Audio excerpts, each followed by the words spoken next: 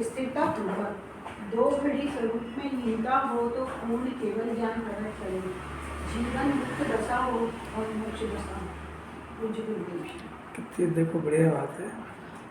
पहले शब्द स्वरूप, स्व माने शुद्धात्मा और ज्ञान और आनंद इसका रूप, ज्ञान रूप इसका, ऐसा शुद्धात्मा। ऐसा शुद्धात्मा सबसे पहले इसके ज्ञान में स्वीकृत हो और अगर अंतर मुहूर्त तक इसको वो धारा चलती रहे शुद्धात्मा के महिमा की, और एक समय के लिए शुद्धोपयोग अगर हो जाए तो उसका नाम सम्यक दर्शन है। अब जो सम्यक दर्शन के अंदर स्वरूप का डिसीजन होता है, और जब स्वरूप का डिसीजन होता है तो फिर स्वरूप के अंदर पुनः पुनः एकाग्रता करते हैं, उसी को ज्ञानी कहते हैं। अब ये जीव अभी अनादिकाल से राग में एकाग्र हो रहा है, ज्ञानी जो है स्वरूप में एकाग्र होते हैं। अगर स्वरूप में एकाग्रता शुरू हो जाए, उस एकाग्रता का नाम स्थिरता है। अब वो स्थिरता यदि अंतर मुहूर्त तक कंटिन्यू हो जाए बस, तो केवल ज्ञान प्रकट हो जाता है। केवल ज्ञान की विधि कितनी सुंदर है। स्वरूप के अंदर के शुद्धोपयोग में अगर अंतर मुहूर्त तक लीन हो जाए तो जीव को केवल ज्ञान प्रकट हो जाएगा। व्रत उपवास से संबंध थोड़ी है। स्वरूप में लीनता से शुद्धो केवल ज्ञान होता है। अनंत ज्ञान, दर्शन, सुख, वीर जब प्रकट होता है वो शुद्धात्मा में भरा हुआ है, इसलिए प्रकट होता है। उसकी शर्त कितनी है कि उपयोग पूर्णतया से अंतर मुहूर्त तक उसमें लीन हो, ये उसकी शर्त है। पहली शर्त तो क्या है कि स्वरूप की स्वीकार करे, श्रद्धा में करे, ज्ञान में करे, तो सम्यक दर्शन होता है। और फिर स्वरूप में जितनी जितनी एकाग्रता बढ़ती जाए उतनी मुनि दशा है। और अगर अंतर मुहूर्त तो स्वरूप में एकाग्र हो जाए तो केवल ज्ञान प्रकट हो जाए। अब अपन केवल ज्ञान को प्रकट करने के लिए क्या करेंगे? अभी आ रहे 10 लक्षण। सम्यक दर्शन के लिए क्या प्रयत्न करेंगे? 10 दिन जो है वो हरी नहीं खाएंगे, ऐसा नहीं करेंगे, वैसा नहीं करेंगे, तो वो तो है ही नहीं। उसमें स्वरूप का तो नाम ही नहीं आया इसमें, ये उसके एजेंडे में नहीं आता है कि भाई 10 दिन के अंदर अपने शुद्धात्मा का विशेष रूप से चिंतन करेंगे और जितना समय इसमें निकाल सकेंगे, एक समय भोजन करके एक समय का जो परिणाम बचा, टाइम बचा, उसमें अपन अपने स्वरूप का चिंतन करेंगे। और अगर स्वरूप का डिसीजन हो गया तो उसमें एकाग्रता का अभ्यास करेंगे। स्वरूप का डिसीजन हो जाए तो गुणस्थान चौथा हो जाता है।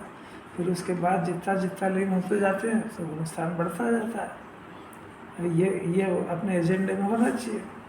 फिर अगर 2 घड़ी स्वरूप में लीन हो जाए तो पूर्ण केवल ज्ञान प्रकट हो जाए, बस जीवन मुक्त दशा हो जाए और मोक्ष दशा प्रकट हो जाए। वो अलौकिक बात है। तो जीव को सत्य सुनने को ही नहीं मिला तो पुरुषार्थ तो क्या करें? स्वरूप को समझने का पुरुषार्थ जागृत ही नहीं करता है जी। स्वरूप की चर्चा बार बार सुने तो स्वरूप का किसी दिन एकाध दिन उसको ज्ञान और भान हो सकता है। देखो बात वही चलती है। अब जीवन है, देखो एक तो दृष्टिमुक्ष, चौथा गुणस्थान हो गया, और शरीर मुक्त वो सिद्ध दशा होगी। जीवन मुक्त ये केवल ज्ञान हो गया। शरीर रहित हो गए, हाँ, जो जीवन मुक्त हो गए, मैंने जो केवल ज्ञान प्रकट हुआ तो इसमें अब उनको नया जीवन नहीं मिलेगा। तो जीवन से मुक्त हो गई, अंतिम रहा, और वो देह मुक्त हो गए। हाँ, ये भाव मुक्त कह दो। जीवन मुक्त तो सिद्धता कहलाएगी।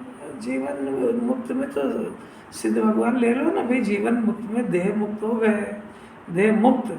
और इधर आप क्या लिया था अभी ना, भाव मोक्ष हो गया।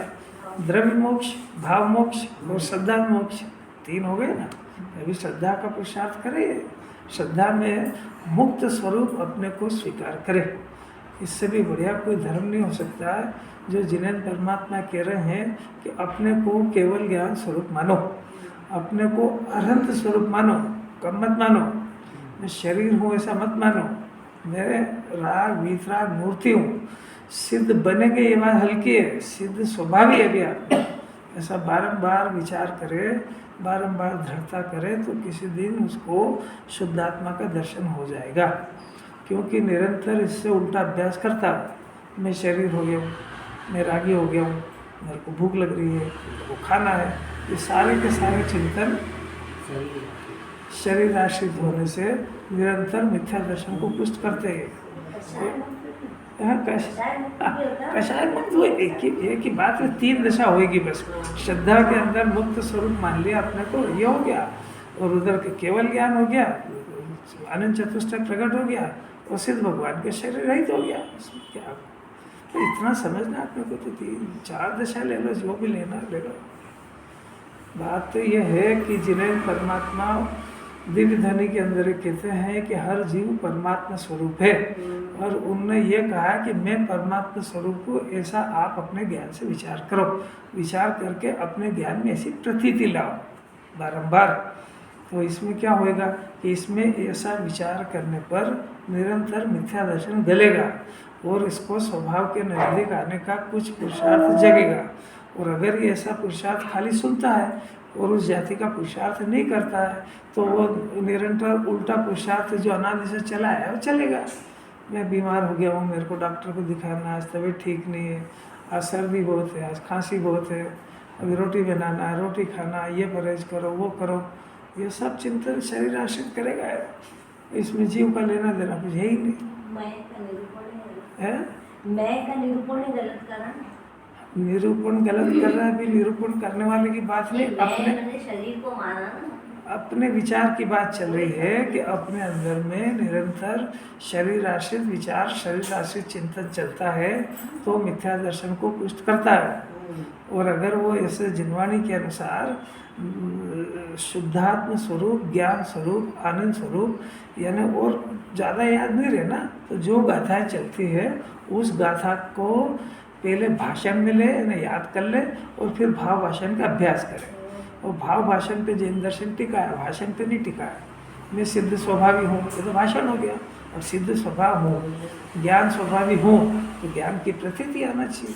ज्ञान स्वभावी हूँ तो ज्ञान से जो ज्ञान के अंदर कर्ता बुद्धि का दोष चल रहा है वो दूर होना चाहिए। ऐसा इसको देखना चाहिए बार बार कि जिनवाणी कह रही है कि मैं ज्ञान स्वभावी हूँ, तो मेरे को कर्ता बुद्धि क्यों परेशान करते हैं, ये अपने आप से पूछो कि भाई वो नहीं मान रहा है जीव, अनंतकाल से उल्टा अभ्यास है, इसको बार बार इस दोष की जरूरत है। मैं ज्ञान स्वभावी हूँ, मैं करता हूँ, मैं ज्ञाता हूँ, जगत के ज्ञेय पदार्थ से मेरा कोई संबंध नहीं है, ये विकल्प होता है, ये विकल्प स्वयं दुख है, और इसको पकड़ना दुख का कारण है। विकल्प को पकड़ करके जिस विकल्प का जिन्हें परमात्मा ने नाश कर दिया, अभाव कर दिया, उस विकल्प को करके तो कैसे सुखी होएगा, ऐसा अपने आप को समझाना चाहिए। क्या समझाना चाहिए, कोई बोलेगा? भगवान ने जो उसको मैं पकड़ रहा हूँ, कैसे सुखी होएगा? उन्होंने तो विकल्प सर्व विकल्प मुक्त, ऐसा जिनेन्द्र भगवान की परिभाषा है, चिंता मुक्त, विकल्प मुक्त, उनको जिनेन्द्र भगवान कहते हैं। अभी चिंताओं को घेरे ही रखता है, तो इसको कोई कह दे कि भाई आप निश्चिंत रहो, क्या मैं कोई काम ही नहीं दिया उन्होंने, क्या रहो, इसलिए ऐसा लगता ही नहीं कुछ।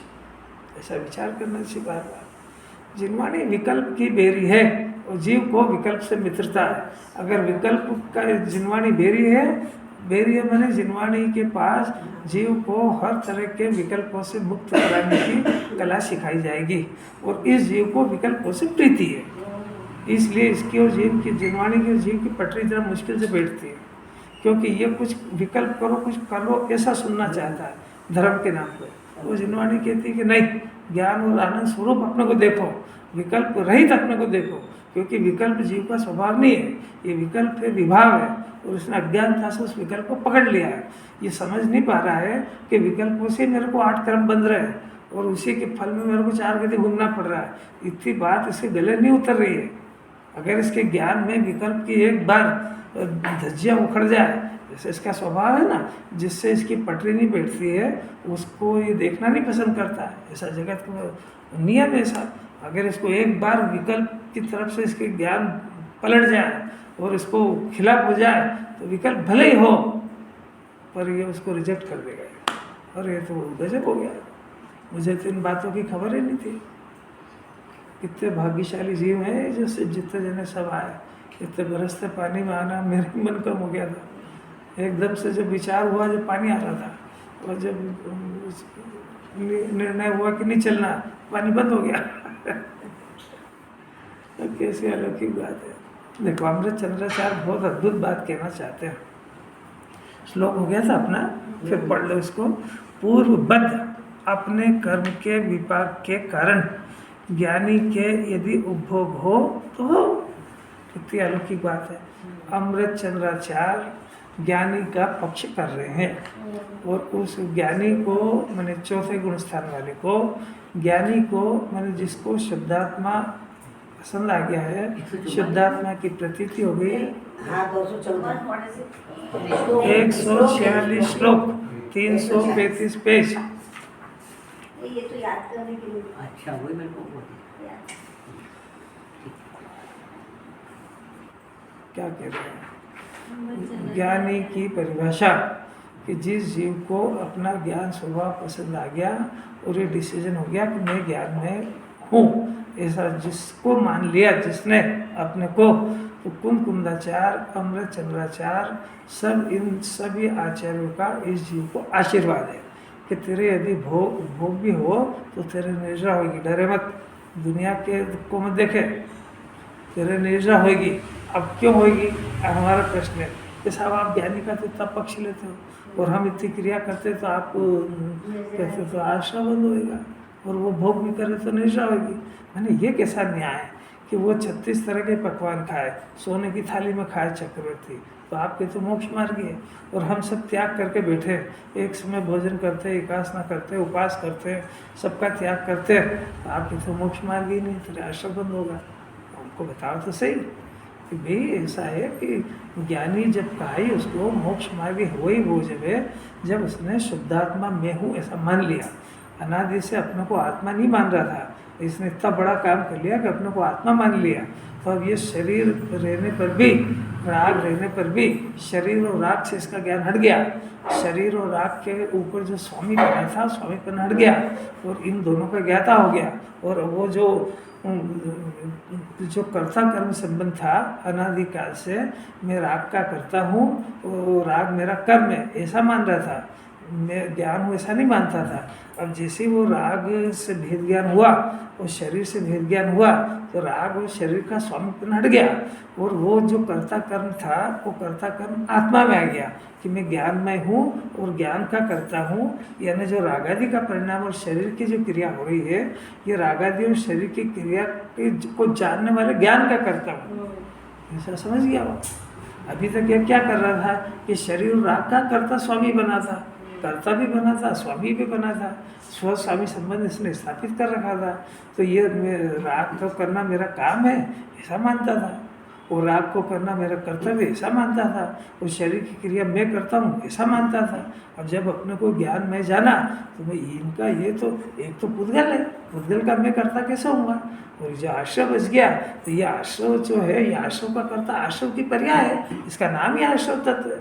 और जिन्हें परमात्मा ने 7 तत्व लिखे हैं, तो 7 तत्व की जो पर्याय उत्पन्न होती है, आश्रय की, बंध की, संवर की, निद्रा की, मोक्ष की, ये पर्याय वास्तव में तो इसका मैं भी करता नहीं हूँ, ये अपने तत्समय की योग्यता से अपने काल में स्वतंत्र हो रही है, इसका मैं करता नहीं हूँ।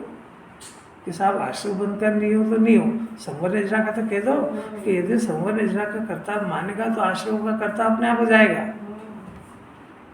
क्यों? इसलिए हो जाएगा कि संवर निद्रा की पर्याय जो है वो आश्रय के अभाव पूर्वक होती है। आश्रय का अभाव होने पर संवर होता है, तो यदि संवर का कर्ता बनेगा तो आश्रय का कर्ता अपने आप हो जाएगा। और फिर फिर क्या हो गया, इतना बड़ा रहस्य कि अनादिकाल हो गया, नहीं समझ में आई बात। जिनवाणी ये कह रही है अभी मिथ्या दर्शन ज्ञान चल रहा है, यहाँ चल रहा है कि जीव उसका करता नहीं है। ये मेरे को अपने को मिथ्या दृष्टि मानना बंद करो, मैं नहीं कर रहा हूँ ये। क्यों? क्योंकि मैं तो निष्क्रिय ध्रुव पदार्थ हूँ। आत्मा जो है निष्क्रिय ध्रुव ज्ञानमय पदार्थ है। तो अपने को ऐसा नहीं मानने से मिथ्या दर्शन ज्ञान खड़ा हो रहा था। मैं उसका करता नहीं हूँ, मैं मैंने आत्मा ध्रुव पदार्थ, ये ध्रुव मिथ्या दर्शन का ज्ञान का करता नहीं है। चल तो रहा है, यहाँ चल तो रहा है, तो इसका करता कौन है कि वो एक समय की पर्यास षट कारक से स्वतंत्रता से मिथ्या दर्शन ज्ञान को करती है। मैं उसका करता नहीं हूँ। जब मैं मिथ्या दर्शन का भी करता नहीं हूँ ऐसा मानेगा तब सम्यक दर्शन होएगा। बात बहुत गंभीर है, जितनी जिसको पकड़ में आए। और अपन यहाँ पे जितने जने बैठे हैं ये सब इस तत्व को समझने के लिए बैठे हैं, अपन को याद करने के लिए और किसी को सुनाने के लिए नहीं बैठे हैं। इसका उद्देश्य भी यही समझना चाहिए कि मेरे को तत्व समझना है। ये उद्देश्य नहीं बनाना कि आऊँगा जिनवाणी सुनूंगा, रोज़ का कर्तव्य है, और फिर सुन के उनको सुनाऊंगा, घर वालों को सुनाऊंगा। एक भी शब्द समझ में नहीं आएगा। सुनाने के उद्देश्य से जो सुनता है उसको कुछ भी समझ में नहीं आता है, क्योंकि वो याद रख ही नहीं पाएगा, ऐसे भूल जाएगा। ये बातें याद करने की थोड़ी, ये तो अंदर में गुरुदेव जब प्रवचन करते हैं तो कोई शास्त्र को गेयों को देख देख कर थोड़ी करते हैं, वो तो अंदर से अपने आप निकलती है बात। ये जिनवाणी किसी को टीप टीप के थोड़ी बोली जाती है। एक बार आत्मा का डिसीजन हो जाए तो स्वभाव को देख देख के बोलता है कि मैं मिथ्या दर्शन ज्ञान शायद का करता नहीं हूँ। कि साहब चल तो रहा है, आप कैसे बोलते हो मिथ्या दर्शन ज्ञान? पर चल रहा है, पर मैंने अपने आप को ध्रुव निष्क्रिय अनादि अनंत नहीं माना है। इसलिए जो प्रोडक्शन हो रहा है उसका नाम मिथ्या दर्शन ज्ञान है, मैं उसका करता नहीं हूँ।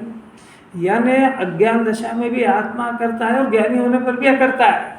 ऐसा नहीं है कि अज्ञान दशा में तो करता और ज्ञान होने पर अकर्ता, ऐसा नहीं है। सात तत्व होते हैं ना, जीव आश्रय बन समझ नहीं रहा। तो जीव तत्व की बात चल रही है, जीव द्रव्य की बात नहीं चल रही है। जीव द्रव्य की जब बात चलती है तो उसके अंदर पर्याय सहित की बात होती है। वहाँ मलिन पर्याय हो कि निर्मल पर्याय, उसका कर्ता जीव है। वो प्रवचन सार की स्टाइल है। और ये जो स्टाइल है ये नियम सार और समय सार की है। कौन सी? मैं ध्रुव अनादि अंदर निष्क्रिय पदार्थ हूँ। कब? ज्ञानी होने पर कि पहले ही हूँ। इसको पहले मानो। इसको मानने पर यानी अपने को पर्याय रहित मानो। छठी गाथा ये देख के तो गुरुदेव को लगा था वो हो मोक्ष का मार्ग मिल गया। मैं प्रमत्त भी नहीं और अप्रमत्त भी नहीं, तो एक गया ध्रुव। ऐसा जानने वाला जीव ऐसा जानते से ही पर्याय में निर्मल दशा प्रकट हो जाती है। जीव द्रव्य और जीव तत्व तो लगते तो दोनों निकले समान हैं। बिल्कुल नहीं, बहुत अंतर है, बहुत अंतर है। प्रवचन सार वहाँ प्रमाण की बात चलती है, वहाँ द्रव्य पर्याय मलिन पर्याय का भी करता जीव और निर्मल पर्याय का भी करता जीव है। क्यों? क्योंकि जीव द्रव्य पर्यायमय है और यहाँ सम्यक दर्शन की बात है। ज्ञान जो है वो दोनों का होता है, द्रव्य पर्याय, पर श्रद्धा एक की होती है। और ये समय सार श्रद्धा का ग्रंथ और श्रद्धा कराना चाहते हैं, दोनों में बहुत अंतर है। जिसको ये बेसिक नॉलेज नहीं होता उसको ना प्रवचन सार समझ में आता है और ना ये समय सार में आता है। वहाँ एंगल दूसरा है।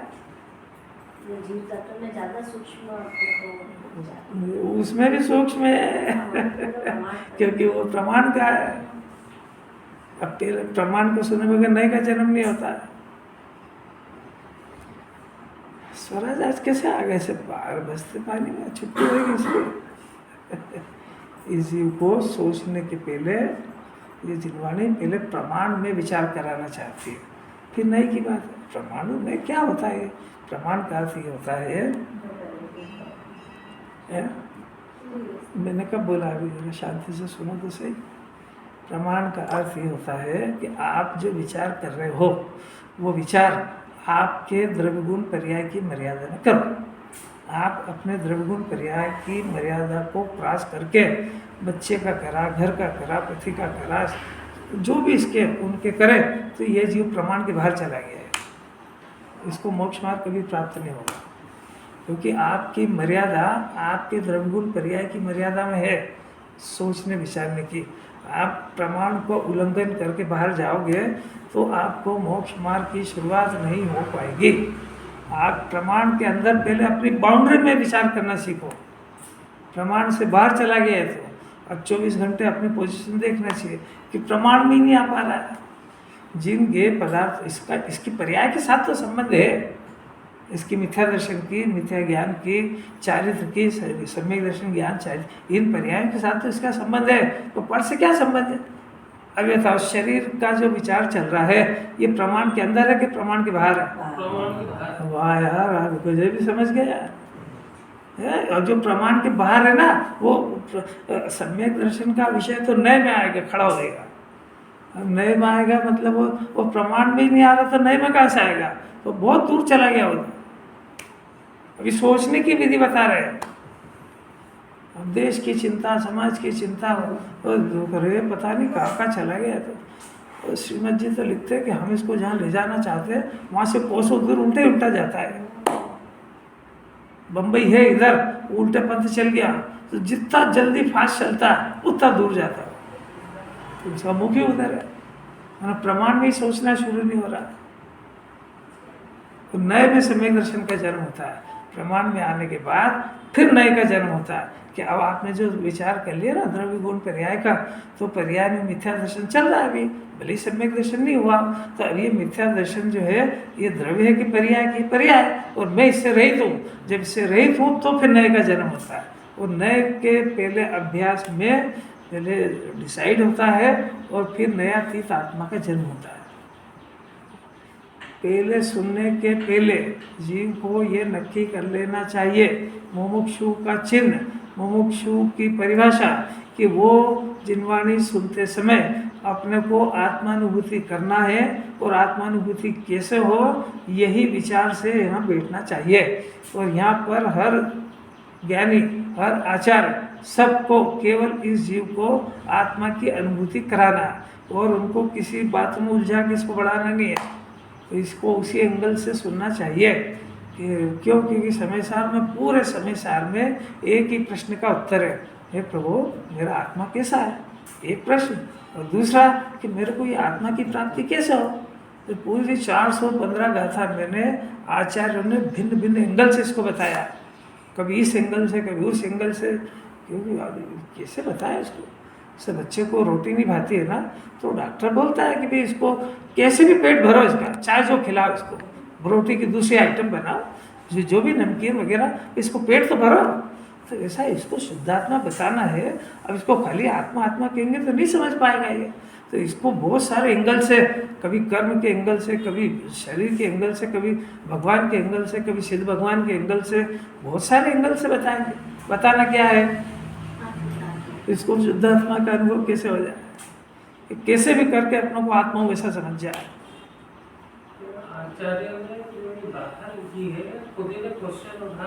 हाँ, इसीलिए कि उन्होंने देखा कि ये शिष्य इतना कमजोर है कि इसको विचारों को प्रश्न भी नहीं उगेगा।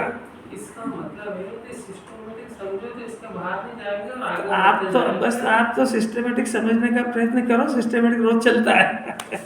आचार्यों को सब पता है ऐसा, इसीलिए उन्होंने यहाँ निराधिकार में ये भेद ज्ञान की बात ली, वहाँ जीव अधिकार में ले लेते। अब ये तो ज़्यादा शूरवीर है कि साहब जीव अलग है, समझिए ना पूरी जीववाणी। तो फिर उनको पता है कि ये जीव अजीव कहना सीखा है, तो फिर उन्होंने कर्ता कर्म लिया कि भैया तू ही बता दे, जीव और अजीव अलग अलग है तो फिर इन दोनों में कर्ता कर्म संबंध कैसे होएगा, कैसे गजब। अब वो बात वही हो जाती ना पूरी, अगर समझदार होता है। वो जो बहुत ब्रिलियंट अपने आप को समझता है तो 12 गाथा तक पूरा समय सार आ चुका है, आगे पढ़ने की जरूरत नहीं उसको। काय के लिए कुंदा से है ना, 12 गाथा का तो डिटेल किया है पूरे 415। आचार्य से उल्टा क्यों जाना। गुरुदेव हजारों बार कहते हैं कि इसके अंदर पुनरुक्ति दोष नहीं लगता है, एक एक गाथा के अंदर। मैंने आप इसका हजारों बार विचार करो, वो खुद ही कहते हैं 19 बार तो सभा में लिया और हजारों बार अकेले में पढ़ा है। अलग अलग समझ में आएगा। हर बार, क्योंकि ज्ञान अंदर से निकलता है, उसके रहस्य को पकड़ता है, उसके प्रखर होता है ज्ञान। जितना जितना शास्त्र पड़ेगा उतना उतना ज्ञान पीना होगा, इसका पीना होगा तो खुद ही अर्थ निकालेगा। अपन खुद देखो कि अपन आज से महीने भर साल भर पहले जो सुनने में अपने को समझ में आता था, भाव लगता था, आज उस समझ में भाव में कोई अंतर है कि नहीं? तो बात तो वो कि वही चल रही है कि नहीं अंतर? तो ज्ञान जितना डेप्थ में जाएगा उतने उतने उसके परिणाम भी नए नए होंगे और ज्ञान भी अंदर से नया नया आएगा। अब ये जो करेगा उसको आएगा, अब खाली सुनने के लिए आता है उसको कुछ लाभ थोड़े होने वाला है। चलो भाई अपना टाइम हो गया, घर बैठे बैठे क्या करें, तो चलो सुनिए, अरे उसको कोई लाभ नहीं होगा। बात कहाँ से स्टार्ट हुई? बात ऐसी स्टार्ट हुई कि ज्ञानी का पक्ष आचार्य ले रहे हैं। क्यों ले रहे हैं? कि ज्ञानी को अभी परिग्रह से भेद ज्ञान हुआ है। परिग्रह कौन सा था? कि अंतरंग और बहिरंग। तो बहिरंग का तो परिग्रह कोई जीव का होता ही नहीं। बाहर के परिग्रह को देख करके जो अंदर में परिणाम होते हैं, तो दो तरह का परिग्रह होता है। एक तो मिथ्या दर्शन का और एक वो 13 कषाय का, क्रोध मान माया लोभ वगैरह, ऐसा 14 अंतरंग परिग्रह होते हैं यानी अज्ञान दशा में। तो अब ये अपने अपने जो वास्तविक परिग्रह है जीव का, उसको जब ये ग्रहण करता है, परिग्रह की परिभाषा है परि मने चारों तरफ से ग्रहण करना। किसको? कि यदि शुद्धात्मा को अपने वास्तविक परिग्रह को ग्रहण करेगा तो इन परिग्रह की को छोड़ देगा, और जब तक इनको नहीं अपने शुद्धात्मा के वास्तविक परिग्रह को नहीं समझेगा तो इनसे एकत्व मोहब्बत चालू रहेगा। अब इनको कोई छेड़ाछाड़ी करने का तो जिम्मेवारी क्या नहीं रही है। तो ज्ञानी किसको कहा? कि जिसको मिथ्यात्व संबंधी परिग्रह चला गया। मिथ्यात्व संबंधी क्या? कि उसके ज्ञान में 3 लोक के सब पदार्थ, सब पुण्य का उदय, सब कुछ देखने में आ रहा है, परंतु उसको शुद्धात्मा में हूँ और अपने अनंत गुण मेरे हैं ऐसी प्रतीति होने पर बाहर के परिग्रह को अपना मानना बंद हो गया, उसका स्वामीपना बंद हो गया, उसका कर्ताबुद्धिपना बंद हो गया, और उसको भोगने के परिणाम की इच्छा दिखती है, पर अब उसको इच्छा बदल गई, इच्छा का स्वरूप बदल गया। अब उसकी इच्छा ये है कि मेरे स्वभाव को जिसको मैंने स्वीकार किया है, मैं रहूं आप में आप लीन, बस ये इच्छा है उसकी। इस इच्छा के बल पे 5 इंद्रिय के विषय भोगते हुए देखे जाने पर भी उसको उसकी इच्छा नहीं है, इसलिए उसको परिग्रह नहीं कहती जिनवाणी। अनिच्छुक को परिग्रह नहीं होता है, इच्छुक को परिग्रह होता है। कितनी बात है, सब गंभीर बातें हैं यार, क्या करें। इसको पसंद नहीं भी आए तो कोई रास्ता तो है नहीं, इसका प्रैक्टिकल करना पड़ेगा, उसको ये फैसला तो करना पड़ेगा। आप ज्ञान हो तो आपका जानना स्वभाव है कि जिसको जाना उसको अपना जानना स्वभाव है। इतना सा फैसला नहीं हो रहा है। क्या बोला? जानना स्वभाव है कि जिसको जाना उसको अपना जानना स्वभाव है। इतना सा जान जाए, जानते तो केवल ही पर अपना नहीं जानते, इतना ही तो सिखा रहे। सम्यक ज्ञान कला सीख गया, जानता तो है पर अपना नहीं जानता, इसलिए उसको परिग्रह होता ही नहीं। तो इसलिए उसको जो है अपने शुद्धात्मा को जानने के बल पे 3 लोक ज्ञान का गेय हो गया। तो अब उसके ज्ञान के खाते में दो खाते खुल गए, एक स्वगेय और एक परगेय। स्वगेय में अपना शुद्धात्मा आ गया और परगेय में रागादि परिणाम में लोकालोक आ गया। तो उसको जानता था, पर परगेय की कोटि में जानता है, अपने अंदर नहीं जानता उसको। अब इसको ज्ञान दशा के अंदर जब तक आत्मा नहीं जानता, जब तक जिस गेय को जानता है या तो उसको अपना बनाता है या फिर उसमें हेरा फेरी करना चाहता है या फिर उसमें सुख ढूंढता है। देख भाई मान जाए, तेरी मर्यादा सिर्फ उसको गेय बनाने तक है, वो भी खाली व्यवहार है। वास्तव में तो अपना आत्मा ही ज्ञान है, ये गेय है, समझना चाहिए उसको। कितनी बातें आ गई इसमें, इतनी बातें आ गई। अगर ये समझ जाए, निहाल हो जाए, यही हथेली पे रखा मोक्ष मार्ग। बोलना अलग बात है, समझना अलग बात है, विचार करना अलग बात है, डिसीजन करना अलग बात है। अब विचार क्या करें? और जिन्होंने नए में लिखी उसको समझ भी नहीं आती। ये नए से लिखा है, ये आत्मा की मुख्यता से लिखा है, वो प्रमाण की मुख्यता से लिखा है। क्या अलौकिक बात है। तो फिर क्या हुआ कि ज्ञानी को अभी भेद ज्ञान हुआ है तो उसके कोई संयोग का अभाव थोड़ी हो गया, तो उसको पूर्व के बंधे हुए कर्म के उदय से सामग्री मिलती है। तो वो अभी तक ये क्या समझ रहा था कि मेरे पुरुषार्थ से बाहर की सामग्री मिलती है। अब फैसला क्या हुआ, अच्छा ज्ञानी के पूर्व के उदय से मिलती क्या ज्ञानी के, हर क्या गजब हो गया। फिर ज्ञानी कैसे बन गया, उधर में इच्छा नहीं है उसको। ज्ञानी ऐसे बन गया कि पहले ऐसा समझ रहा था अनादिकाल से, आज भी कोई सुनने के बाद बदल गया ऐसा नहीं है। अभी ऐसा समझ रहा था कि मैं जितना पुरुषार्थ करूंगा, जितनी मेहनत करूंगा उतनी सामग्री मिलेगी, और फिर मिलेगी मैं फिर उसको भोगूंगा और सुखी हो जाऊंगा। इसका नाम अज्ञान है। ये चल रहा है बहुत खतरनाक, और ये कोई जिनवाणी पढ़ने से चला जाए तो आसान भी नहीं है। अनंत बार सुनिए जिनवाणी की, ये शरीर को पर्दे पे अनंत बार सुना है, पर उसको बोलता जिनवाणी के अनुसार पर मानता स्व है, बोलता ज्ञाता मानता करता है। बोलना तो हरत भगवान की भाषा से पढ़ते पढ़ते सीख गया हो। कैसी अलौकिक बात है। रोबोट है ना, रोबोट वो सब काम कर लेता है, उसको अकल कितनी है? ये शरीर रोबोट है, ये कर सब लेता है पर इसके अंदर ज्ञानवान नहीं है, समझता कुछ भी नहीं है। रोबोट को करा दो, उसको चाबी भर दो, उसमें सब कर देगा। कैसी अलौकिक बात है। कुछ नवीनता लगती कि नहीं, आदमी उदास क्यों हो जाता है यार। मेरे को चेहरे पर प्रसन्नता नहीं दिखे तो बोलने के भाव नहीं होता है। इसको बहुत प्रेम से मस्ती में अंदर प्रमोद सहित उत्साह सहित सुनना चाहिए इसको, तो ये बात असर करेगी। इसको सुनी हुई तो है साहब, रोज ही तो बोलते हैं, हम तो सब समझ गए कि प्रमाण का विषय क्या, न्याय का क्या है, और ज्ञानी को जो सामग्री मिलती है पूर्व कर्म के उदय से मिलती है। इसको जिनवाणी वाणी विलास कहती है, समझता नहीं कुछ भी, क्योंकि इसकी संयोग की पकड़ की बुद्धि ढीली नहीं होती जरा सी भी। देखो ये आर्ष वाक्य कटेगा नहीं, क्या है कि पूर्वबद्ध कर अपने कर्म के विपाक के कारण सामग्री मिलती है। अब ज्ञानी बन गया है तो यदि वो उपभोग करे तो उपभोग करता हुआ दिखे तो भले ही हो, परंतु राग के वियोग यानी अभाव के कारण, यानी उसको उस भोग की प्रति इच्छा नहीं होने के कारण, यानी उसको पहले भोग की इच्छा में अपने को सुखी मानता था, अब उसको मैं रहूं आप में आप लीन, मैंने अपने शुद्धात्मा में पूर्ण लीन होने की इच्छा होने के कारण उस भोग को भोगने की इच्छा नहीं है। फिर भी वो भोग अस्थिरता जन्य स्थिति में देखा जाता है, क्योंकि उस समय में ज्ञानी जीव अपने शुद्धात्मा में स्थिर नहीं रह पाने से उसको रागादि का परिणाम होता है। तो उस रागादि के परिणाम की वजह से भोग भोगते हुए देखा जाता है। तो फिर उस भोग को वो रोगी जानता है और उसका उपचार करता है, वो भी है बुद्धिपूर्वक करता है, और अज्ञानी उसका उपचार नहीं करता बल्कि उसको बढ़ाना चाहता है।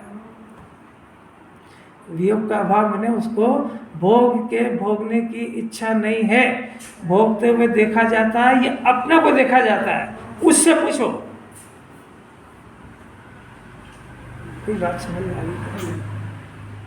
अपना बच्चा, एक ही बच्चा हो, अस्पताल में बीमार भर्ती हो, जन्म मरण से लड़ रहा हो, अब साधर्मी है, अड़ोसी पड़ोसी वो टिफिन लेके आए, टिफिन भेजते ही है, वो बेचारा घर नहीं बना पाए तो टिफिन भेजते हैं। तो अच्छा है भाई, नहीं बना पाए तो एक आध मीठा भी भेज देते, एक आध नमकीन भी भेज देते। अब टिफिन भेजेंगे तो व्यवस्थित ही भेजेंगे ना।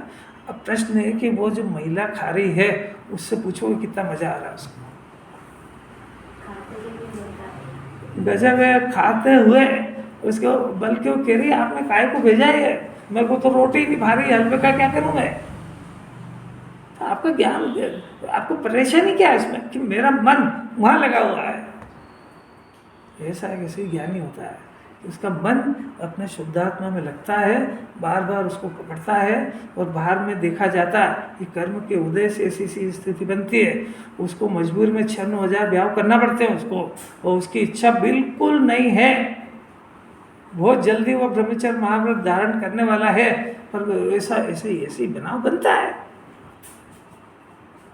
यही तो दृष्टि इष्ट विरोध है, दिखता कुछ है और देखता कुछ है और है कुछ। फिर से कहें, ज्ञानी इस भोग को भोगते हुए, यानी 5 इंद्रिय के विषय उसके सानिध्य में रहते हुए, उसकी दृष्टि जिस ज्ञान स्वभाव के ऊपर है वहाँ पर ये भोग का अभाव है और वहाँ पर ये भोग की इच्छा भी नहीं है, अपने को इच्छा रहित मानता है। अज्ञानी को ज्ञानी की जिस जगह दृष्टि पड़ी है वो दृष्टि को अज्ञानी नहीं देख पाता है और वो इसकी बाहर की इच्छा को देखता है। तो बाहर की इच्छा को देखने से वो जो कहता है वो नहीं सुनता है, वो जो करता है उसकी नकल करता है। ऐसी बात है मुनिराज के लिए मेरे को ये समझ में नहीं आया, ज्ञानी का ऐसा चित्रण और हमारा अज्ञानी का ऐसा, हम इसको कैसा? इसमें यह समझो कि आपको भोजन करने के काल में जो प्रसन्नता हो रही है, बहुत अच्छा लग रहा है, भोग बढ़ाने की इच्छा हो रही है, ये जिनवाणी से विपरीत प्रवर्तन है और इसका नाम मिथ्या दर्शन ज्ञान है। अगर ये चालू रहा तो अनंत काल भटकेगा अपना जीव, ये दानों से तरस जाएगा। ये दानों से तरसने का अर्थ समझते हैं कि जो ये पूर्व कर्म के उदय से ही सामग्री, भोग सामग्री, तो पूर्व के उदय से आई तो पाप के उदय से आई कि पुण्य के उदय से? पुण्य के उदय से आई ना। तो वो पुण्य का उदय आकर के निर्जरा हो गई उसकी, तो वहाँ क्या बचा? कि वहाँ तो पाप बचा है। अब इधर जो इसको भोगने का परिणाम है वो कौन सा है? वो पाप भाव है। तो इसको भोगने का परिणाम वो पाप भाव, उसको लाने का परिणाम वो भी पाप भाव है। तो 3 तरह से पाप हो गया उसको। अब उसके फल में इसने पुण्य का उदय तो क्षय कर दिया। अब ये जीव कहाँ जाएगा? कौन सा अरण सिद्ध के सिद्धिशिला पे जाएगा?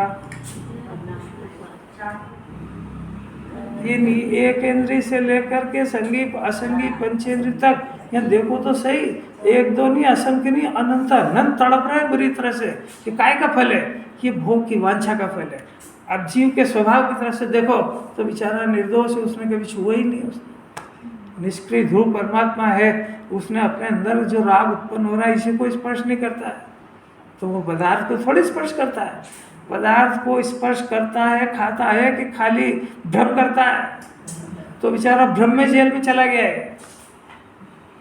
नहीं आई बात समझ में? बाइक के अंदर या कार के अंदर चोरी का पेट्रोल डलाया, तो पेट्रोल किसने पिया? थाने कौन जाएगा? अब मालिक कहते हैं कि भैया मेरे कोई गलती थोड़ी, इसने पिया, तो कहेंगे इसको रख जाओ। कैसे गजब! ऐसा ये खाता शरीर है और बेचारे मुफ्त में सजा भोगता है। ये खा ले तो कोई दिक्कत नहीं है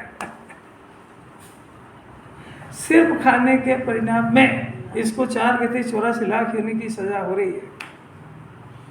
अब समझ में आया कि अपने को क्या करना है। क्यों? क्योंकि वहाँ पे 2 काम हो रहे हैं। जिसमें हमारी रुचि पड़ी हुई है वो मिथ्या रुचि है, मिथ्या श्रद्धा, मिथ्या ज्ञान है। और आपको ये बता दिया कि ज्ञानी क्या करते हैं। तो ज्ञानी जो करते हैं आप उनका पहले नकल भाषा में लाने का प्रयत्न करो और फिर भावासन का प्रयत्न करो। और जिनवाणी भाषा से संतुष्ट होते नहीं है तो आप कम से कम उस विचार में शर्मिंदा तो हो कि मैं पाप कर रहा हूँ। एक तो पाप करता है 36 तरह के तेवर लाता है और फिर हम छोड़े बाजार सकड़े, तुम वो क्या खाते हो? ज्वार की रोटी है। मेरे आगे देखना चौके में क्या बनता है। तो वो ज्वार की रोटी खाने वाला मोक्ष का अधिकारी है। कैसी बात है। अनंत पुरुषार्थ समझो, जितना समझ में आए। अच्छा सोचा तो सही, सोचा तो सही। इसमें आपने ज्ञानी की बता दिया, हमारे हम क्या करें? हमको समझ तो आई नहीं रही। भैया अपने अंदर देखो, मिथ्या ज्ञान चल रहा है, ईमानदारी से देखो। अब ये देखता है, ईमानदारी से देखता है, नहीं मेरे थोड़ी चल रहा है। अपराध कर, नहीं मेरी भावना थोड़ी थी ऐसी। अरे यार जिनवाणी कोई झूठ बोल रहा है। अब मैंने बोला भले हो गया होगा पर मेरा ऐसा अभिप्राय नहीं था। अरे भाई जिनेंद्र भगवान को क्या तेरा अभिप्राय सिखा रहा है? ये ऐसा समझते ही नहीं है कि सब जीव ज्ञान स्वभावी है और उनके पास बोध वो तो खाली उल्टा चलने से केवल ज्ञान को नहीं पहचान पा रहा, पर वो हर जीव दूसरे जीव की नस जानता है। कि कितना सही बोल रहा है, कितना झूठ बोल रहा है, मायाचारी है और ईमानदार है, अपने प्रति मैं सब समझता है। वो ये समझता है कि वो नहीं समझता है, इसको इतनी अकल नहीं, वो सब समझता है। नहीं बात समझ। नौकर मालिक की एक एक बात समझता है कि नहीं? तो मालिक नौकर की समझता है कि नहीं? और बहू सास की समझती है कि नहीं? सासू बहू की समझती है कि नहीं? सब जानता है, ज्ञान है उसके पास बहुत। उसको बेवकूफ़ मत समझो तुम। वो तो बस इतनी गलती हो गई कि वो जितना जितना अंतरंग ये दूसरे जीवों का जानने में लगा था, अब तक केवल ज्ञानी को जानने में नहीं लगा रहा। इस ज्ञान केवल ये सम्यक दृष्टि का अंतरंग जो जिनवाणी बता रही है, इसको भी समझने का प्रयत्न करें तो सम्यक दर्शन तत्काल होता है। ज्ञानी को भी ऐसे ही देखता, अज्ञानी को भी ऐसे ही देखता, अपने आप को भी देख रहे। अज्ञानी अपन अज्ञानी नहीं, ऐसा मतलब ये सिद्ध हुआ। मतलब ये सब तो अज्ञानी, मैं अज्ञानी नहीं हूँ, ऐसा बोलो। फिर दो भेद क्यों? मतलब ये अज्ञानी है, वो ज्ञानी है, और मैं तो अरे था आप पहले अपना आपको भी अस्तित्व नहीं बताता है, समझते। अरे अपने इसका अर्थ है ना, कितना शूरवीर है कि अपने को अज्ञानी सिद्ध करना नहीं चाहता है। ऐसा मैं तो मतलब वो सज्जन हूँ, मैं अज्ञानी थोड़ी हूँ। आप पहले बोलो कि मैं अज्ञानी हूँ। अरे जब अपने को अज्ञानी नहीं मानेगा तो अपने अज्ञान को दूर कैसे करेगा? अरे मेरे को बुखार सर्दी खांसी हो रही, जब सब मानेगा ही नहीं तो ये काहे के लिए दवा लेगा उसकी? अब डॉक्टर ने बुलाया, वहाँ पे सीट पे बैठा है कि साहब उस शरीर को सर्दी खांसी हो रही है, मेरे को थोड़ी हो रही है, तो तुम यहाँ काहे के लिए आया? फिर ये तो ऐसी बात है, ये सब अज्ञानी हो रहा है, मेरे थोड़ी हो रहा है। तो आप अपने आप में क्या मानते हो? इतनी सारी गाने ऐसी पड़ी हमने। देखो जो हो गया सो हो गया, जो हो गया सो हो गया, उसके लिए क्या करें? ये इसको जो ज्ञान उत्पन्न होगा उसका प्रथम सोपान ये है कि ये अपने अज्ञान को पहचान जाए।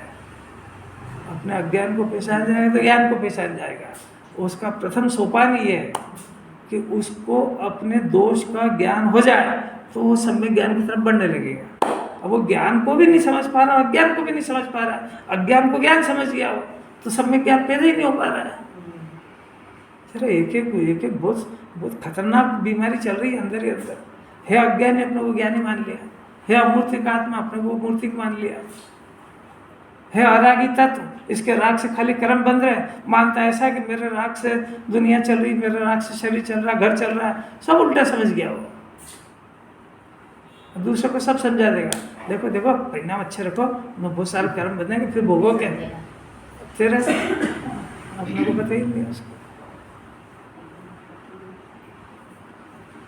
आचार्य कितना पक्ष लेना कि ज्ञानी हो गया, उसके बाद जब दिखते हैं तो भले दिखते रहो, हमको दिख रहा है कि क्या कर रहा है, वो तो ज्ञान और आनंद को अपना मान के उसका भोग कर रहा है। देखो, और राग के वियोग के कारण वास्तव में वो उपभोग परिग्रह भाव को प्राप्ति नहीं होता है, वो तो निशा को प्राप्त होता है, क्योंकि उसमें उसको सुबुद्धि नहीं है।